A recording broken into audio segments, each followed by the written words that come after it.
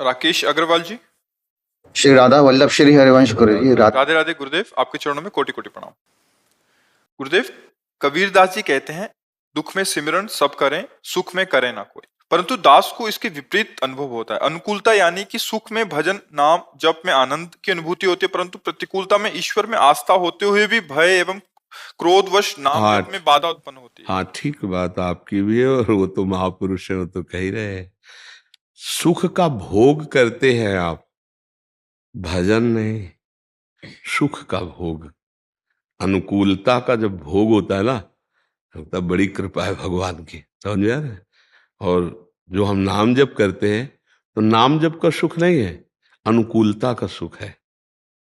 मानते हैं कि हम भजन करते हैं, लेकिन अनुकूलता का भोग करते हैं।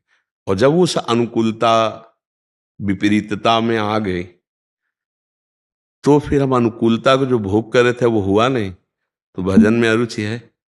समझ रहे ना, ये दोष है।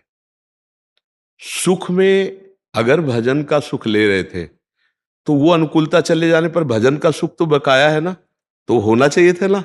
उस समय वास्तविक आप देखिए, भजन का सुख नहीं था, वो अनुकूलता का भोग था।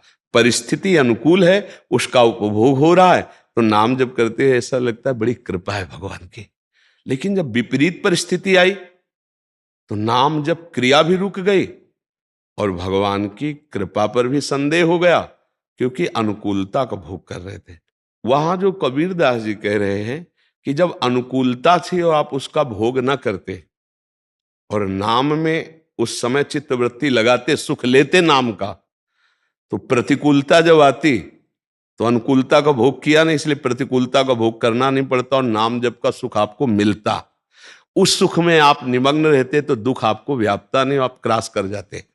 तभी कहा कि जो सुख में सुमिरन करे तो दुख काहे को, समझ रहे ना। क्योंकि सुख में आपने सुमिरन का स्वाद लिया, अनुकूलता का भोग किया नहीं, तो प्रतिकूलता आई तो सुमिरन के सुख में उसका भोग हुआ ही नहीं, वो निकल गई।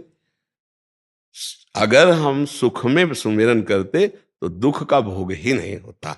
तो वहां उस समय अनुकूलता का भोग कर रहा था मन, ना कि भजन का सुख ले रहा था।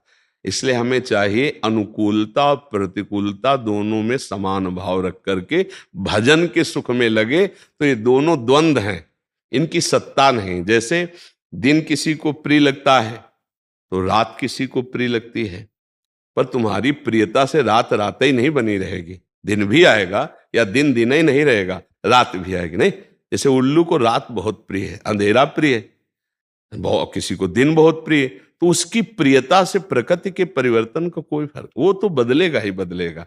ऐसे ही सुख दुख का चक्र है, किसी का जीवन हो, बराबर सुख बना रहा हो। यहां भगवान भी अवतरित हुए तो ऐसा नहीं हुआ, भगवान भी अवतरित रहे तो बराबर ऐसा नहीं हुआ। कहां राज तिलक की रचना रची जा रही है और कहां 14 वर्ष का वनवास। कहां प्रभु प्रकट हो रहे तत्काल नंदगांव, 11 वर्ष की अवस्था में छोड़ दिया ब्रज प्रगट लीला में, मथुरा भी छोड़ा, द्वारिका से भी अंतर ध्यान। तो लीला पढ़ करके इससे समझा जाता है कि एक बात संसार में कभी नहीं रहती, कभी सुखद परिस्थिति कभी दुखद परिस्थिति, पर उसमें एक रह सकता है भजनानंदी, कि सुख में भजन का सुख ले रहा है और दुख में भजन का सुख ले रहा है, तो सुख दुख का प्रभाव नहीं पड़ेगा।